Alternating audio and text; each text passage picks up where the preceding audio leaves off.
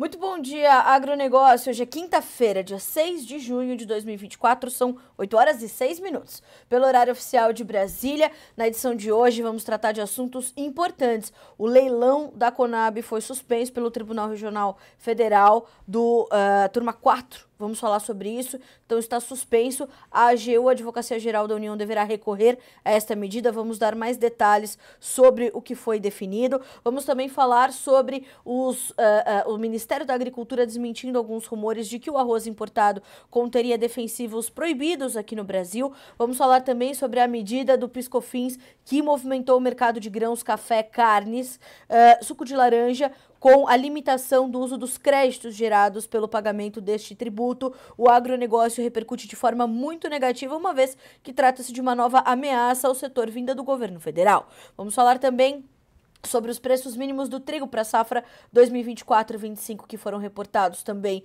no final do dia de ontem. Enfim, informações importantes para que você comece o seu dia bem informado. Afinal, aqui no Bom Dia Agronegócio, você sabe antes e primeiro as informações que vão direcionar o seu dia e os seus negócios.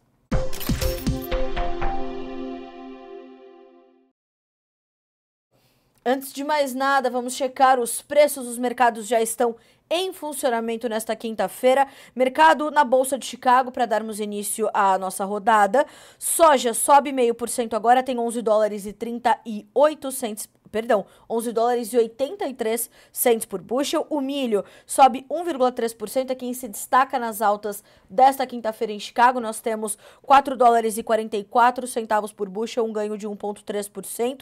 O trigo estável agora, 6 dólares e 47 centos por bushel. Cedia passou para o campo negativo, para o campo positivo e vai agora testando leves altas, vai definindo o seu caminho nesta quinta-feira. Ainda na Bolsa de Chicago, outro destaque é o óleo de soja, que tem mais de 1,5% de alta, tem 43 centos, mais 80 por libra-peso no vencimento mais negociado no primeiro contrato. E o farelo de soja subindo também, mas de forma um pouco mais tímida, 0,4% de avanço, são 361 dólares por tonelada curta. Agora a Bolsa de Nova York. O café volta a subir nesta manhã de quinta-feira, 1,5% de alta, são 2 dólares e 35 mais 43 por libra-peso. O açúcar, 0,4% de avanço, 19 centos mais 19 por libra-peso. O algodão cai um pouquinho, 0,1% para 74 dólares e 34 centos, 74 centos mais 34 por libra-peso. E no petróleo nós temos um dia positivo, mais um dia positivo, o mercado estendendo as suas altas que foram registradas ontem, dando sequência então a este movimento. O petróleo WTI 0,5 ou 0,5% de alta, são 74 dólares e 48 centavos por barril. No Brent, 78 dólares e 78 centavos, uma alta também de 0,5%. O gás natural sobe 0,6%, o ouro 0,2% de alta, a prata 1,08% e o cobre 0,7%. Praticamente todas as commodities hoje subindo, à exceção do algodão. O algodão é o único que dá uma corrigidinha ali para baixo.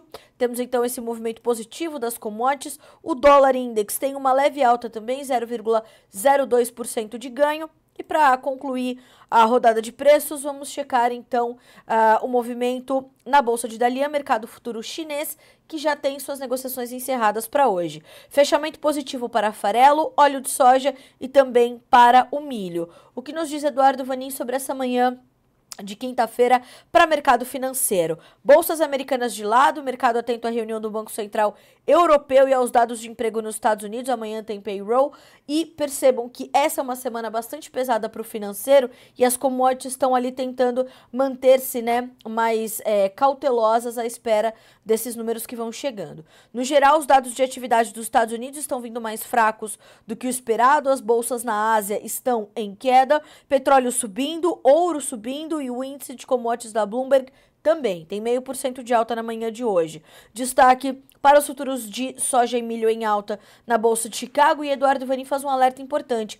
Clima americano frio e chuvoso para os próximos 11 a 15 dias. Atenção, o trigo recuava um pouquinho mais cedo, ontem perdeu também com a entrada da nova safra norte-americana. Então atenção a essas informações aqui no Brasil, quando o assunto é clima, ainda condições favoráveis para o avanço da colheita da segunda safra. 8 horas e 11 minutos pelo horário oficial de Brasília. Checamos os preços, vamos checar as manchetes. Hora das nossas notícias da manhã.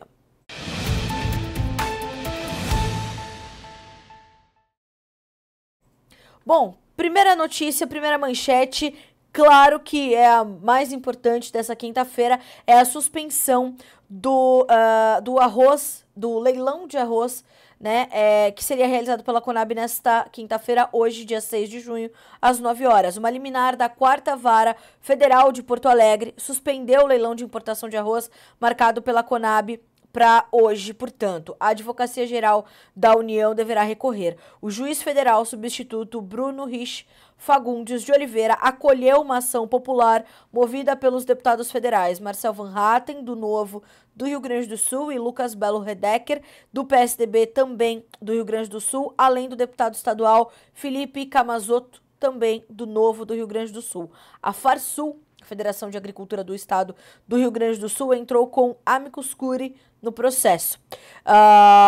O magistrado avaliou que os motivos dados pelo governo federal para realizar a importação de arroz, abre aspas para o magistrado, partem de pressuposto ainda não comprovável, que seria o desabastecimento de arroz em função da calamidade provocada pelas enchentes no Rio Grande do Sul. Ele observou que as entregas dos primeiros lotes ocorreriam apenas em setembro. Foi o destaque que eu dei ontem aqui no Bom Dia Agronegócio. Por que vamos fazer um leilão, importar arroz mais caro? Teremos de comprar na Ásia esse arroz, um arroz que não é do hábito do consumo brasileiro, né? É diferente do arroz consumido pelo povo aqui no Brasil. E o que isso mostra, né? Que em setembro, os problemas que enfrentamos hoje, que são logísticos e não de abastecimento, eles já estariam parcialmente resolvidos e o escoamento deste produto que já está disponível poderia acontecer.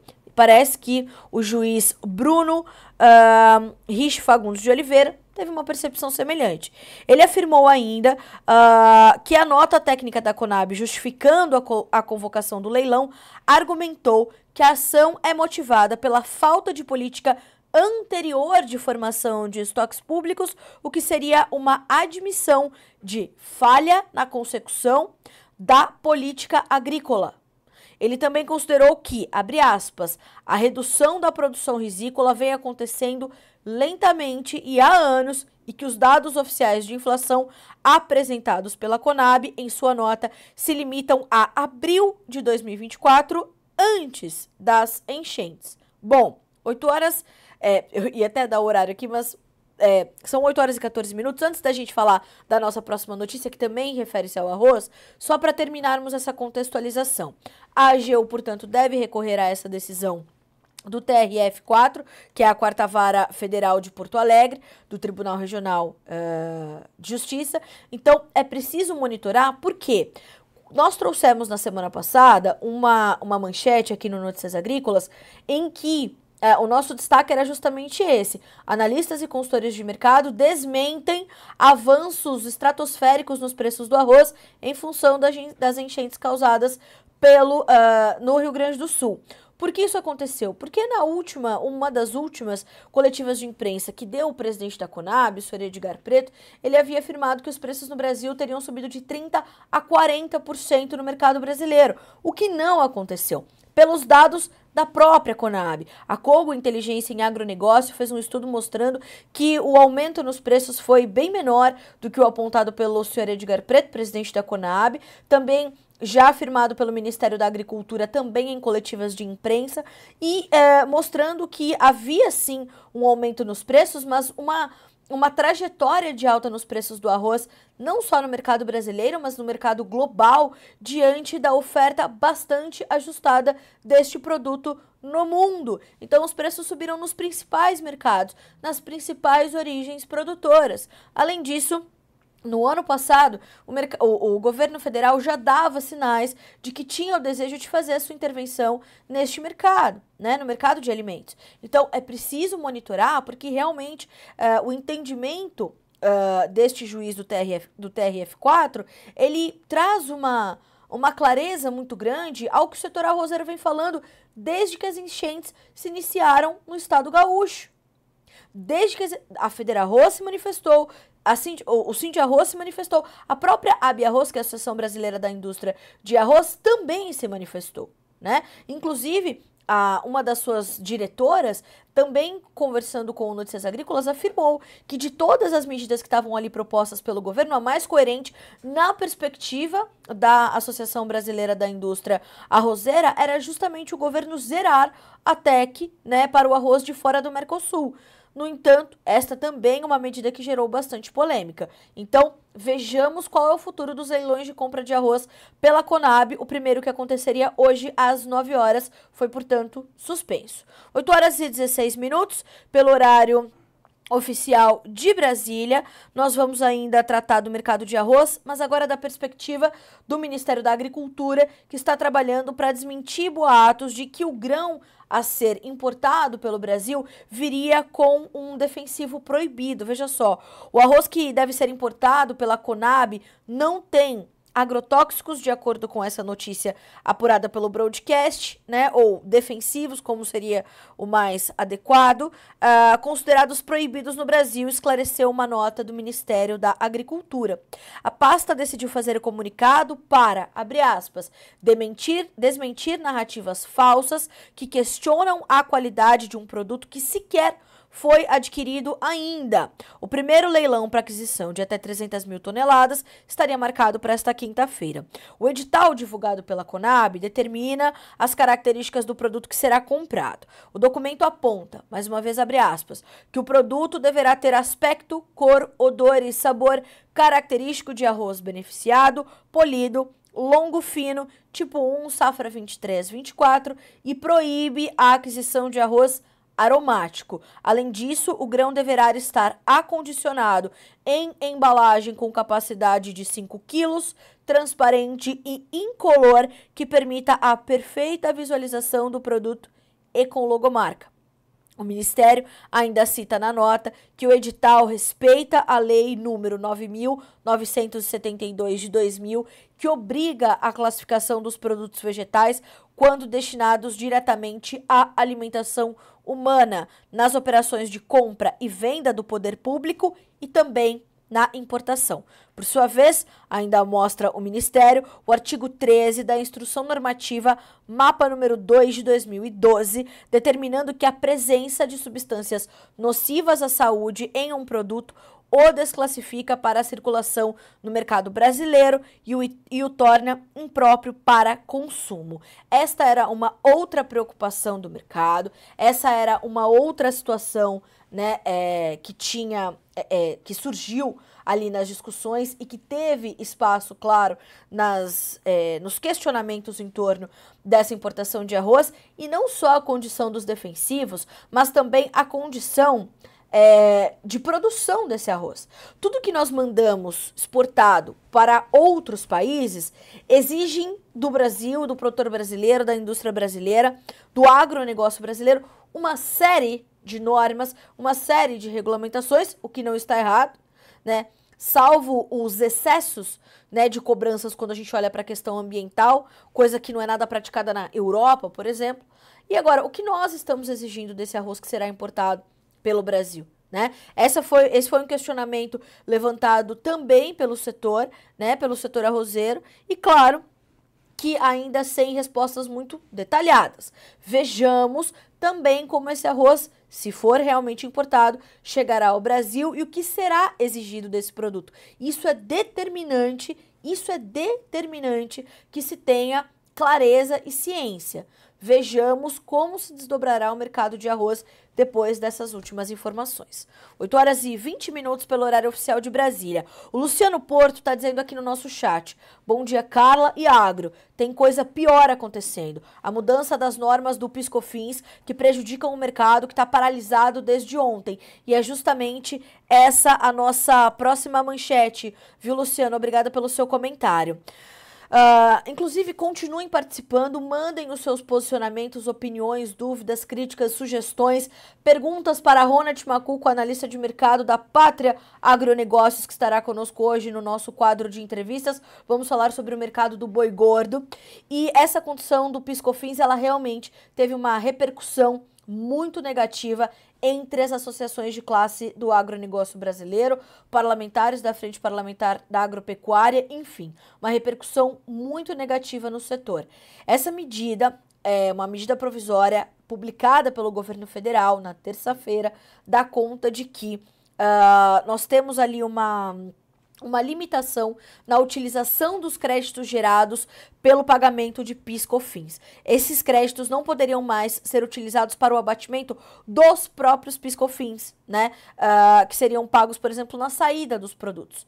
E com essa limitação, a carga tributária das empresas vai inevitavelmente aumentar. Embora essa medida provisória venha travestida de outro nome, como suporte para garantir a desoneração da folha de pagamento, ela vai sim aumentar a carga tributária das empresas.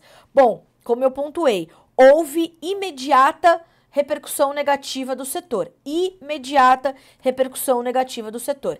E alguns setores já se manifestaram com suas notas oficiais, como, por exemplo, o Secafé, o Conselho dos Exportadores de Café do Brasil, que afirmou, ao representar o interesse de mais de 120 associados, né, que em uma nota pública que foi assinada pelo seu presidente, o senhor Márcio Ferreira, e o diretor-geral, o senhor Marcos Matos, manifesta que a revogação, né, dos artigos que mudam, portanto, essa MP 1227 que muda a situação do PIS/COFINS, ela traz uma desproporcional e inconstitucional restrição a não cumulatividade, além de tornar o Brasil um grande exportador de resíduos tributários, em total contrariedade ao determinado em nossa Constituição Republicana acerca da exoneração das exportações. O Secafé pontua que a situação é ainda mais grave quando se analisa a situação no artigo 74, que proíbe também imediatamente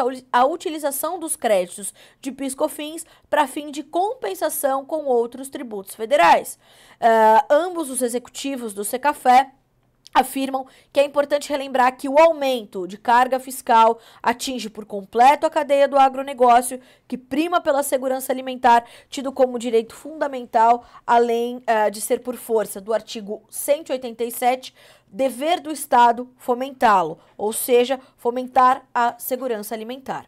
A Abrafrigo, Associação das Indústrias Frigoríficas, também se manifestou, afirmando que foi surpreendida com a edição da medida provisória 1227, que, entre outras alterações, traz inconstitucional e abusivo aumento da carga tributária para o setor. Isto porque houve revogação imediata da possibilidade de compensação e ou ressarcimento do crédito presumido de PIS/COFINS, entre outras legislações.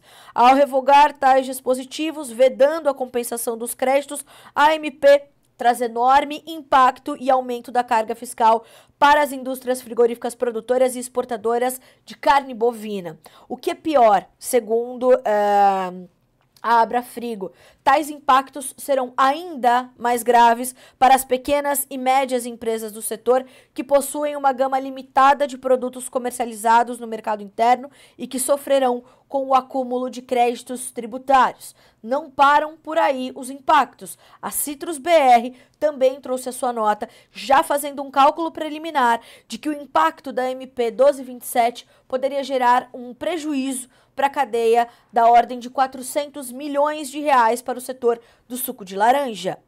A Citrus BR, que representa os maiores exportadores de suco de laranja do Brasil, responsáveis por 95% das exportações brasileiras e 80% do mercado global expressa forte discordância com a medida provisória 1227. A decisão do governo federal é equivocada e desproporcional ao proibir a utilização de créditos de PIS/COFINS para pagamentos de débitos tributários das empresas.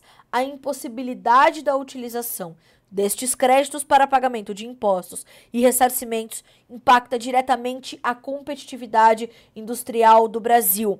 O diretor da entidade, o senhor Ibiapaba Neto, afirma: o impacto preliminar é estimado em cerca de 400 milhões de reais, mas pode ser ainda maior. Para finalizarmos essa notícia, vou trazer para vocês uma parte da fala do deputado Pedro Lupion, presidente da Frente Parlamentar da Agropecuária, no Congresso Nacional ontem sobre esta situação. Ele disse: a única solução que vemos para essa medida provisória é a devolução da mesma. Não há a possibilidade de uma emenda salvar essa MP. O governo está brincando com a nossa cara enquanto querem que a gente acredite que a reforma tributária irá solucionar esses problemas. Essa medida provisória acaba com o setor exportador do país. Qual será o próximo passo? Extinguir a Lei Candir? Tirar a competitividade toda do Brasil e a gente fechar a torneira que irriga a economia desse país? Porque uma vez que a nossa competitividade é limitada, quem é que vai continuar irrigando, promovendo a entrada de divisas, a geração de empregos? Nós estamos falando da soja, que é o maior item exportador do Brasil, é o principal item da pauta exportadora do Brasil, um setor que gera mais de 2 milhões de empregos diretos e indiretos. Bom, 8 horas e 26 minutos. Essas foram algumas repercussões. Um dos impactos já mais latentes e visíveis foi o que aconteceu ontem no mercado de grãos, que ficou praticamente paralisado porque as compradoras se retiraram do mercado, e essa é a nossa quarta manchete, elas se retiraram do mercado diante de tanta incerteza. Então todas as gigantes compradoras de grãos e as pequenas e médias também estão ali com um cenário completamente nebuloso, não sabem qual será a sua carga tributária, não sabem qual será o futuro do seu PIS/COFINS, que continuarão a ser pagos, e por isso se retiram do mercado por ter uma dificuldade de precificar ou de fazer as suas ofertas de preços a esses produtos. Então nós ouvimos alguns analistas e consultores de mercado que atuam também no mercado, como é o caso de Cristiano Palavra, diretor da Pátria Agronegócios, Vlamir Brandalize, consultor da Brandalize Consulting, Mário Mariano, diretor da AgroSoia, e todos eles tiveram uma análise bastante clara e bastante convergente da situação. É mais uma notícia negativa para o produtor.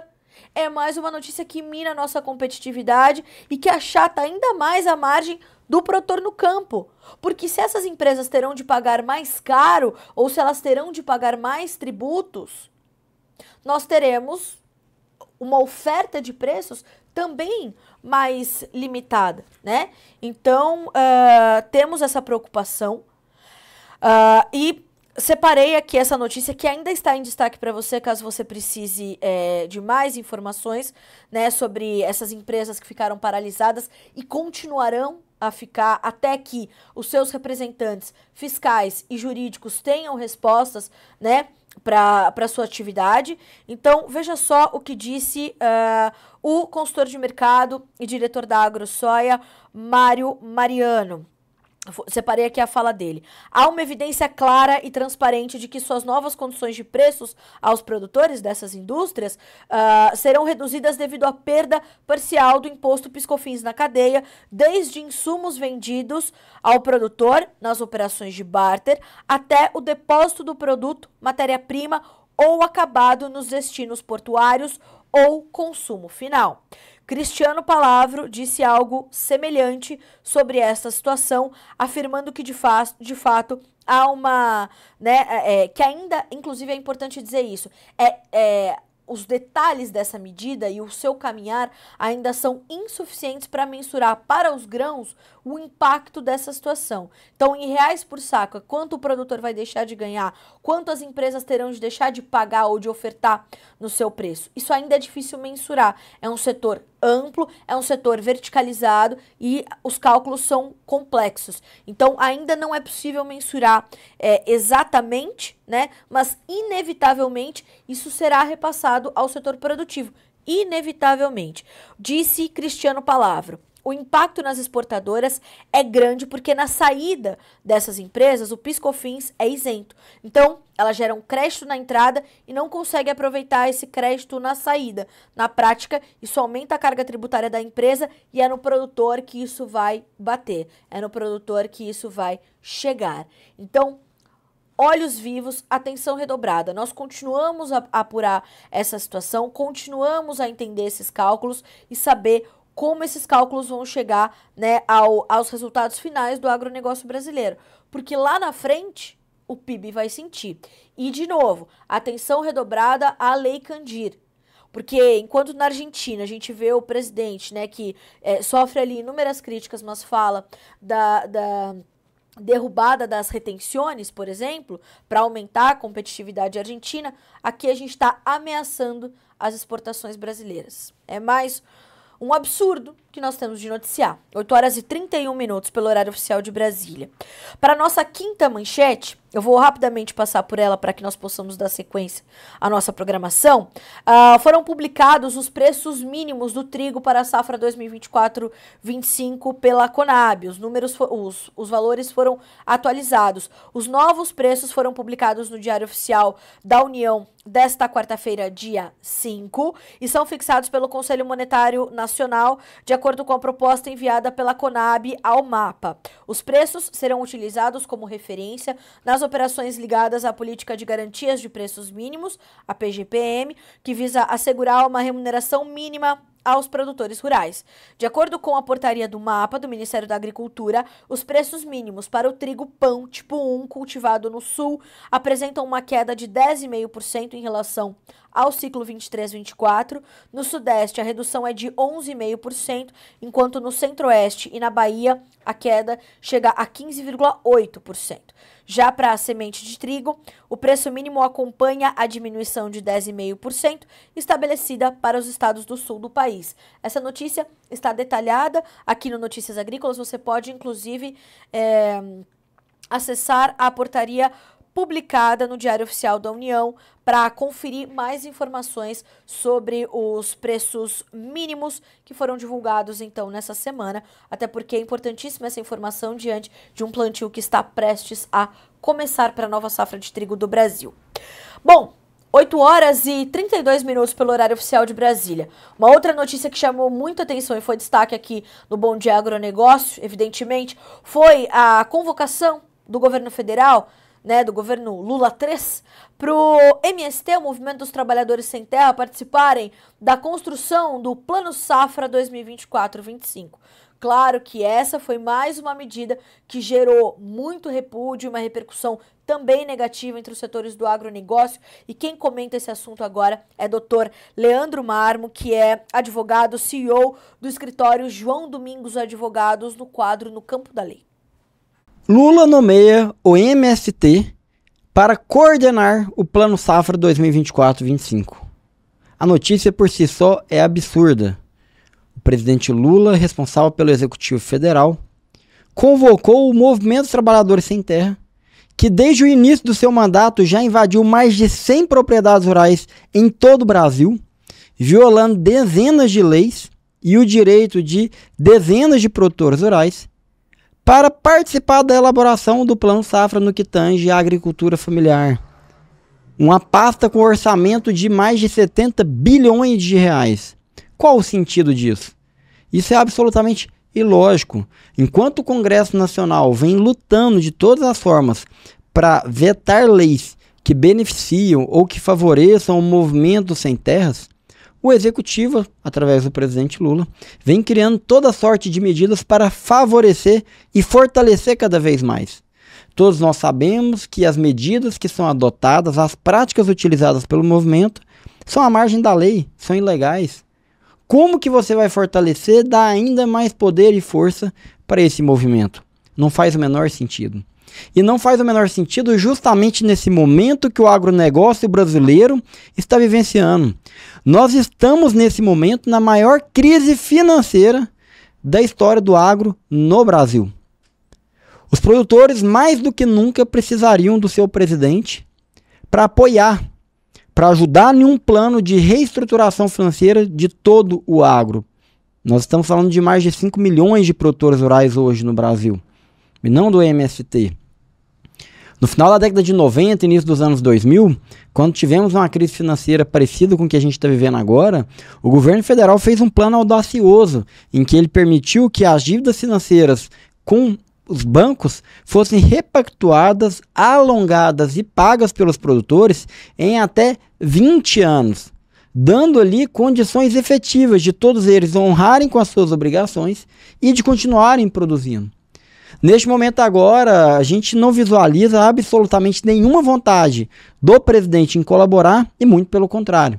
Por tudo que estamos vendo, ele está fazendo de tudo para prejudicar ainda mais o agronegócio brasileiro, que já está sendo altamente penalizado por fatores micro e macroeconômicos, como a queda substancial que a gente teve nos últimos 2 anos no valor das principais commodities agrícolas, como a soja, milho, a carne, o leite. O cenário do produtor rural é extremamente desafiador. Trazemos aqui o apontamento de uma informação muito importante, um fato muito relevante para você, produtor rural, mas também uma reflexão e uma preocupação do que será o cenário, do que está por vir.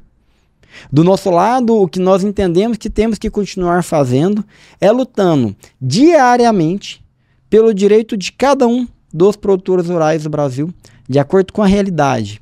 E é o que nós convocamos você a fazer. Há um momento que a gente tem que lutar independentemente do governo, não pode se esperar nada dele, ao contrário, pode se esperar o pior dele. Então é unir forças através das associações e da porteira para dentro, dar o seu melhor para conseguir superar todos os desafios que você tem enfrentado neste momento. Olá, amigos.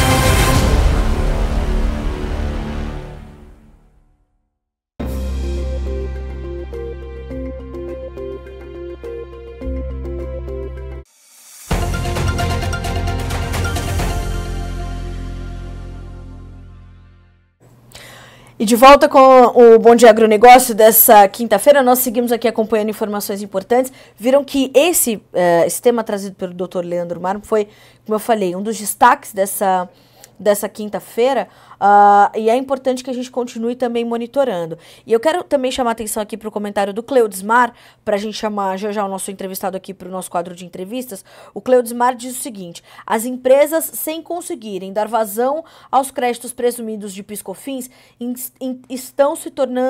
se tornam custos que recairão sobre os preços pagos no campo e na venda dos produtores aos consumidores. Algo que a gente vai tratar também com o nosso entrevistado aqui hoje no Bom Dia Agronegócio, nosso quadro de entrevistas desta quinta-feira, 6 de junho.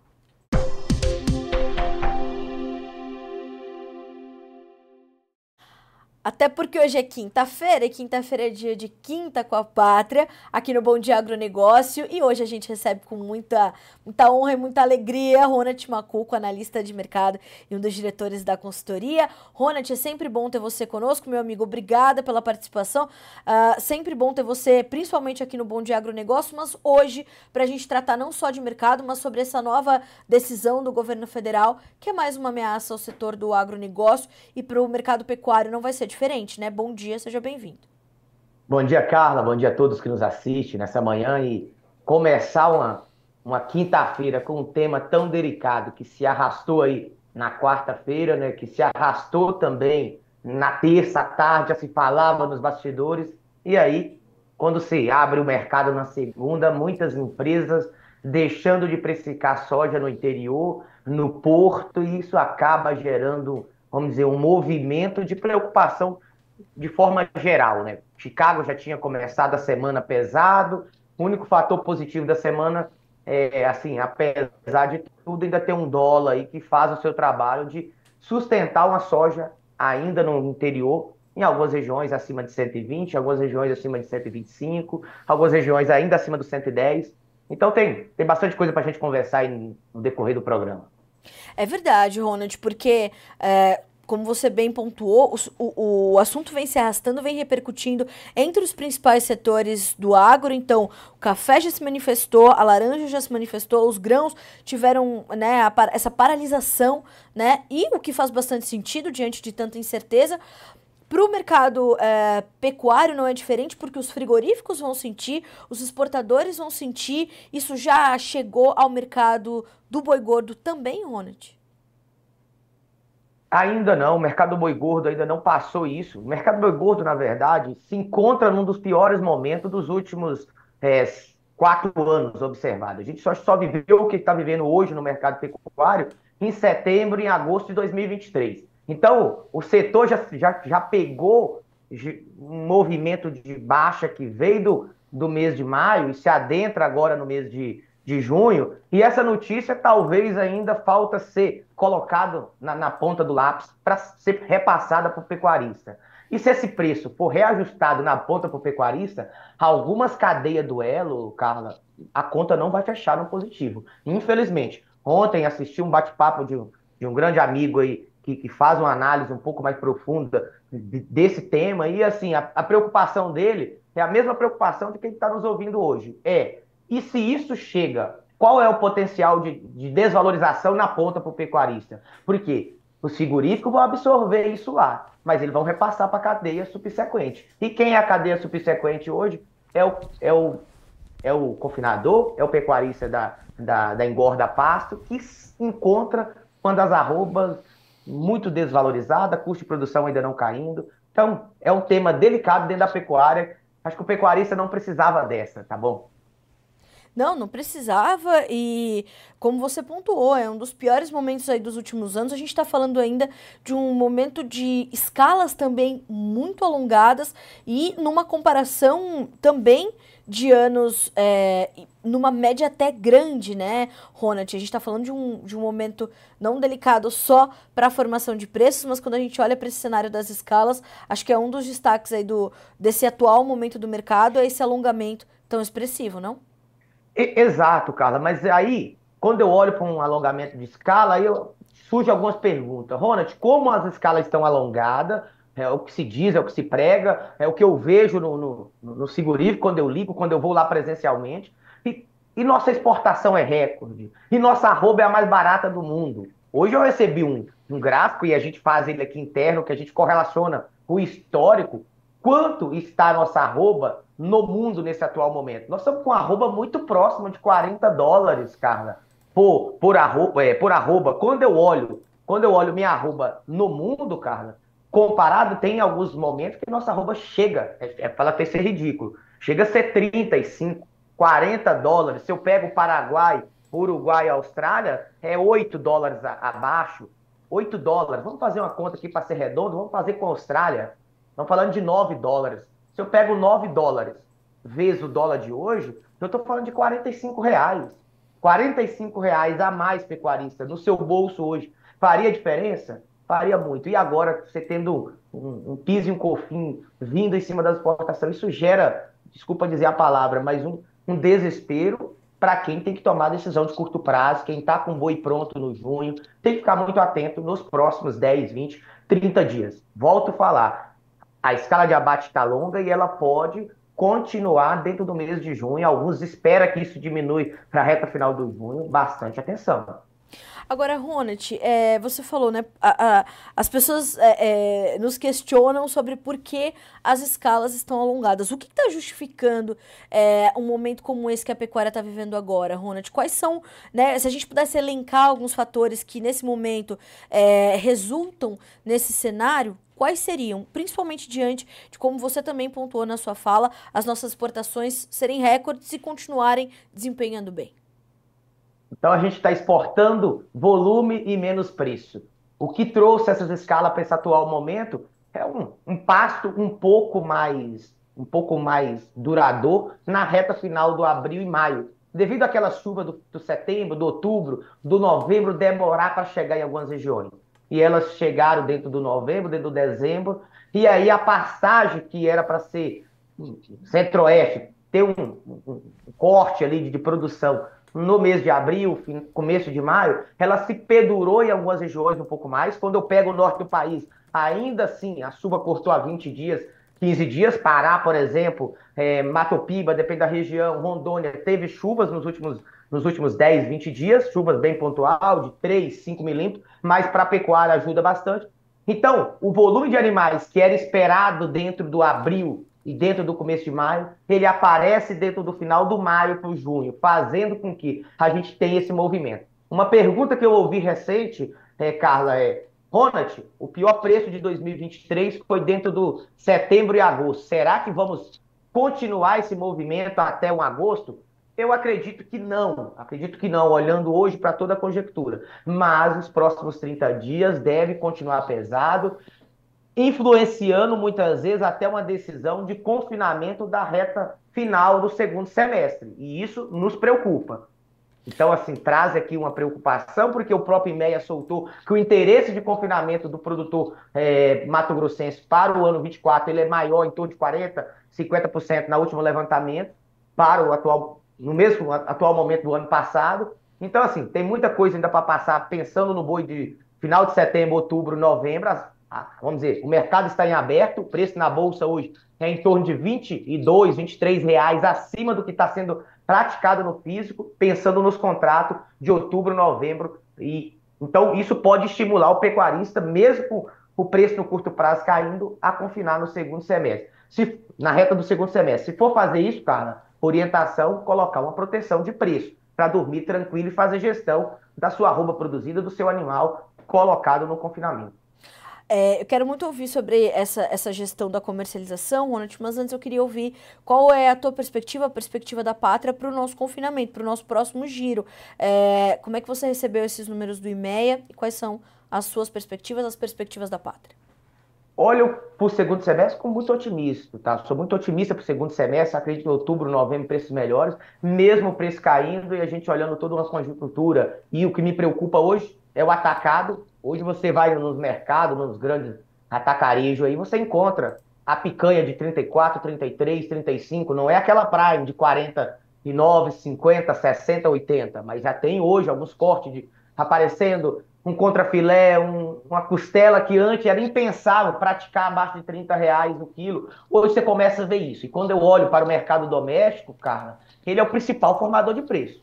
Se o mercado doméstico tem dificuldade de pagar um pouco mais, então o poder de compra do brasileiro ele ainda continua, vamos dizer, com a corda no pescoço. Qualquer deslize, no final do mês eu tiro o churrasquinho do final de semana, porque está muito apertado, a carga tributária não para de crescer, o combustível e outros demais ativos que afetam diretamente na renda do consumidor final não para de subir. Então, toda aquela conjectura que a gente não precisa entrar aqui, mercado doméstico pesado. Se o mercado doméstico está pesado para o segundo semestre, eu preciso fazer conta um pouco mais ajustado. Então, quando eu olho para a Bolsa, Carla, com um preço de 240 para o outubro, 239 ontem, o novembro, 242, e o físico em São Paulo a 216, estamos falando de R$ 24, 25, 242, vai dar até um pouco mais aqui. Então, vamos falando de 24, quase R$ 25.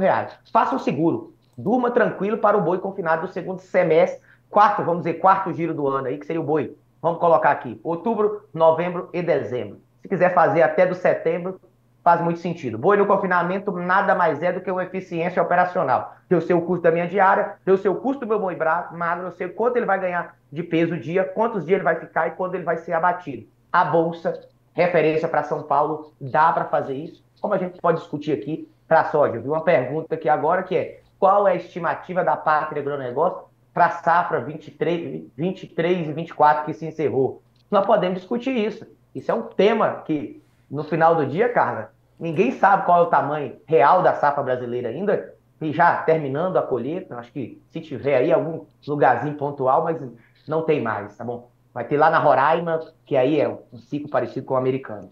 É verdade. Ronald, você também pontuou, você citou essa questão da gestão. Como é que o produtor está olhando para essas ferramentas, essa necessidade de fazer esses seguros diante dos custos? Você falou, os custos de produção também não cedem. Como é que está essa relação dos custos de produção e esse poder de compra do pecuarista nesse momento de pressão sobre os preços da arroba, Ronald?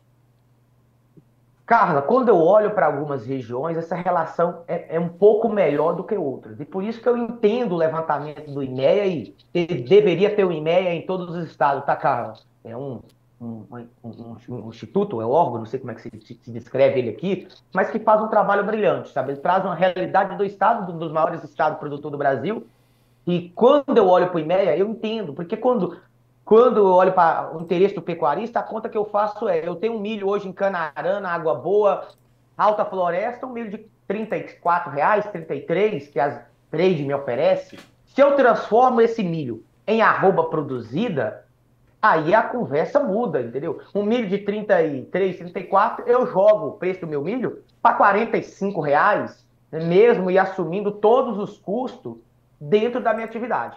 Então a relação de troca, pensando no milho que vai entrar, tá bom, Carlos? Acho que a Sim. discussão aqui ela é muito ampla e eu participo desse mercado diariamente, fazendo o curso, entendendo, discutindo para onde vai o preço do milho, do farelo de soja, do DDG. E quando eu olho a relação de troca para o milho que vai entrar, agora já está entrando, faz aí uns 10, 12% da área Brasil colhida, mas quando eu tiver ali dentro do julho, de verdade, que o grão começa a chegar um pouco mais disponível, o sorgo, essa relação para a arroba atual, ela, mesmo com a arroba tendo caído, o milho no Goiás é o milho 44, 45 que as trade, que as cooperativas pagam. Então, essa relação, ela ainda é positiva para me chamar para o confinamento. Uhum.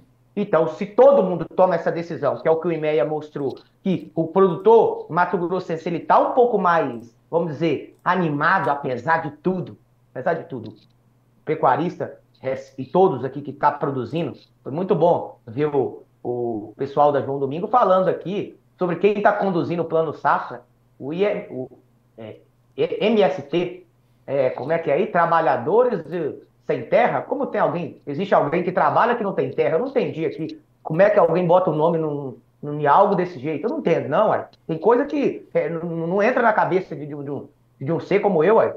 Se eles são trabalhadores, não tem terra, então eles trabalham para quem? Então, assim, resumo. Quem trabalha, quem está produzindo para que pessoas como eles se alimentem, está com muita coragem. E por que está com coragem? Porque mesmo os anos difíceis, eles entendem que podem ter oportunidade. Agora, não entra, mesmo a relação de troca ajudando, que é a pergunta sua inicial, não entra sem gestão. Tivemos anos anterior que aparece aí uma vaca louca de uma hora para outra, uma paralisação de um frigorífico X e Y, e aí você vê uma cadeia toda tendo, num período de pouco tempo, uma margem negativa.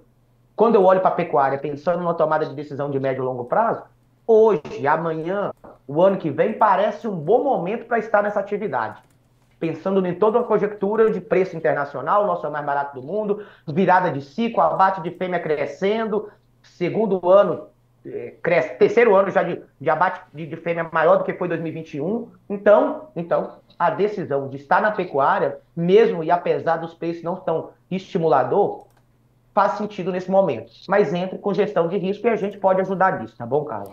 Ronald, como é que você vê uma perspectiva de comportamento de volta ou retomada de altas para os preços do milho no segundo semestre, apesar da chegada da segunda safra? Então, nós temos ali, sim, alguns sinais de alerta, mas também algumas possibilidades de avanço de acordo com algumas análises.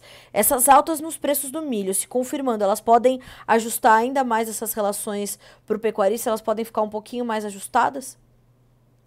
Pode sim. Elas podem sim. Quando eu olho o mercado do milho, eu até muitas vezes constranjo alguns produtores rurais que estão em algumas regiões que estão sofrendo com o clima. E aí eu poderia citar elas aqui. MS, Paraná, São Paulo, uma região de Minas, teve clima ruim. Então a produção dessas regiões vai ser limitada comparado ao seu teto máximo. Agora, Carlos, qual é o teto máximo quando eu olho para o Paraná? Qual é o teto máximo quando eu olho para o MS? O MS, a estimativa nossa aí, talvez de uma produção próxima a 60 de média.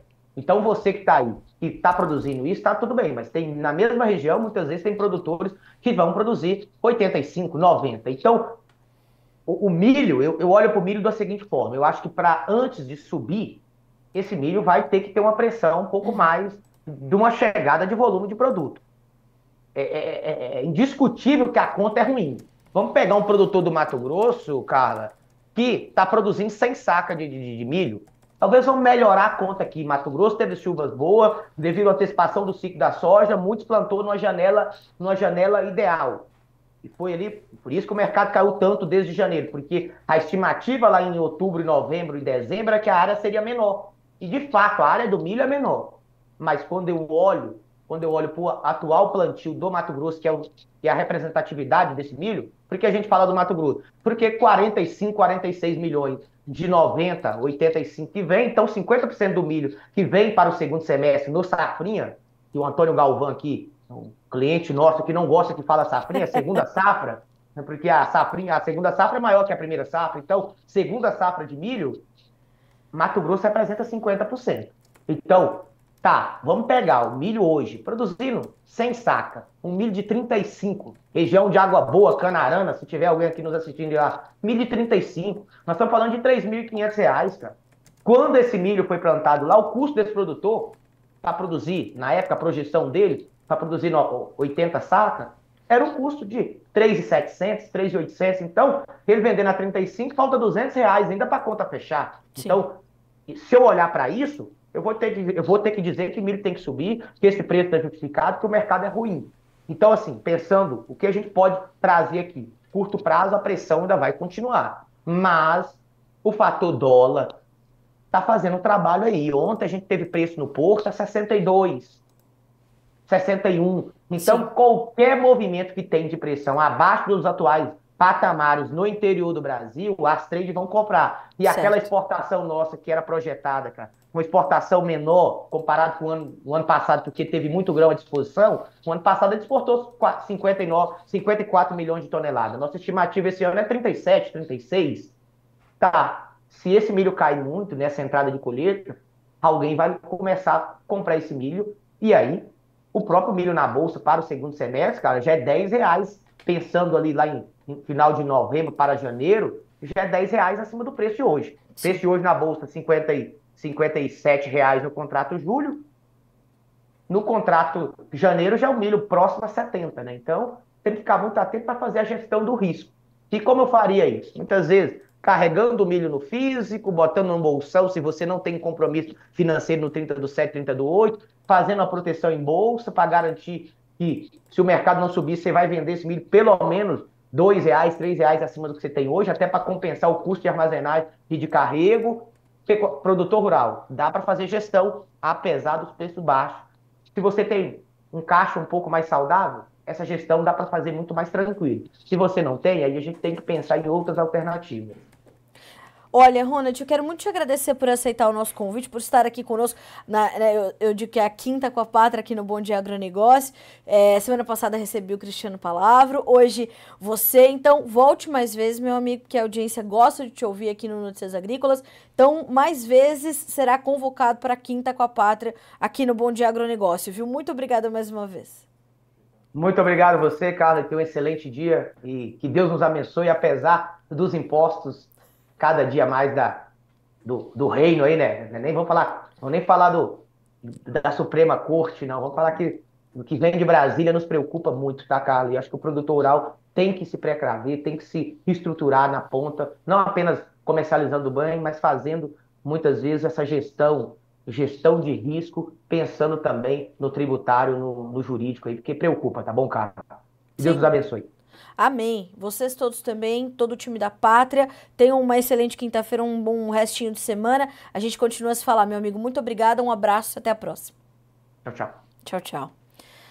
Senhoras e senhores, Ronald Macuco numa análise muito completa, não só para boi, mas também para os grãos que vão impactar diretamente na relação de troca para o pecuarista. Muito rica a entrevista desta quinta-feira, que já está disponível para você completinha aqui no Notícias Agrícolas. Senhoras e senhores, neste 6 de junho de 2024, minha mãe completa 64 anos, então quero dedicar esta edição do Bom Dia Agronegócio para ela. Feliz aniversário, dona Eliana, ela que está sempre conosco aqui no chat, outra grande entusiasta do agronegócio brasileiro, conhecedora, porque assiste todos os dias o Bom Dia Agronegócio. Antes do Bom Dia Agronegócio existir, ela já acompanhava o Notícias Agrícolas, né, para saber sempre mais, leva as informações à frente. Então, mãe, feliz aniversário. Você é a minha base principal, minha principal referência de vida, de comportamento, de valores. Obrigada, te amo, parabéns. Senhoras e senhores, uma excelente quinta-feira para todos, de bons negócios. Amanhã estamos de volta a partir das 8 horas em ponto pelo horário oficial de Brasília, com mais notícias para que vocês sejam sempre os produtores rurais mais bem informados do Brasil. Até amanhã.